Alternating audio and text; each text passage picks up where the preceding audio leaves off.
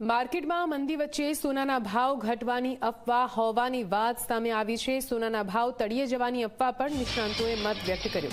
સુરતના જ્વેલર દીપક ચોકસી સાથે ખાસ વાતચીત કરી છે, જેમાં સોનાના ભાવમાં હાલ કરેક્શન ચાલી રહ્યું હોવાનું તેમણે કહ્યું।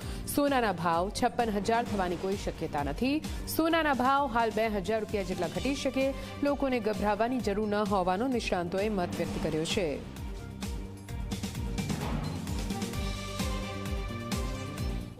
લાસ્ટ ઘણા વખતે જોઈએ તો સોનું સતત તેજીના માહોલમાં જ રહેલું હતું અને આમાં કરેક્શન આવવું જરૂરી હતું। અત્યારે આપ જે જોઈ રહેલા છો એ કરેક્શન છે અને સોનાનો સતત વધતા ભાવની વચ્ચે જ્યારે આ કરેક્શન એ ઈચ્છનીય પણ હતું અને હતું જ કે આ કરેક્શન આવશે।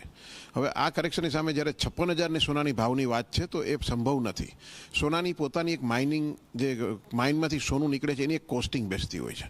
વર્ષોથી આપણે જોતા આવીએ કે સોનાનો ભાવ $1,800 થી $2,000 વચ્ચે છેલ્લા 5 વર્ષમાં સતત રહેલો હતો અને પછી સડનલી આ એનું વધવાનું હતું અને આ હજી પણ અમે લોકો એને જ્વેલર્સ તરીકે અને $3,400 એટલે હજી પણ ઉચ્ચતમ સપાટીએ જવાની અમે શક્યતાઓ જોઈ રહેલા છે।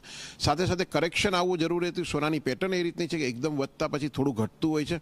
એ બધું જોતા સોનું અહીંથી 2,000 રૂપિયા જેવો હજી ડાઉન આવે એવું લાગે છે।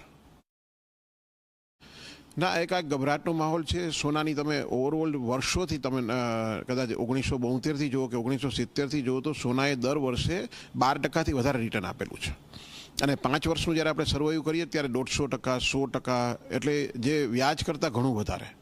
તો સોનાને લોકોએ રિઝર્વ તરીકે જોયેલું છે, ગવર્મેન્ટોએ પણ સોનાને રિઝર્વ તરીકે જોયેલું છે। એવી રીતના સોનાનું ઓવરઓલ ગ્રોથ એવો કહે છે કે આ એક રિઝર્વ છે, આ વર્ચ્યુઅલ નથી, આ સામે રાખેલી વસ્તુ છે। એટલે સોનાને ભવિષ્યમાં પણ લોકો એક વિનિમયના દર તરીકે ભૂતકાળમાં વપરાતું હતું, એવી રીતના ભવિષ્યમાં પણ જ્યારે કોઈ પણ જ્યારે ઇનસિક્યોરિટી માહોલ થાય ત્યારે સોનું જ કામમાં આવશે। એટલે સોનાના ભાવ હર હંમેશ વધતા રહેશે।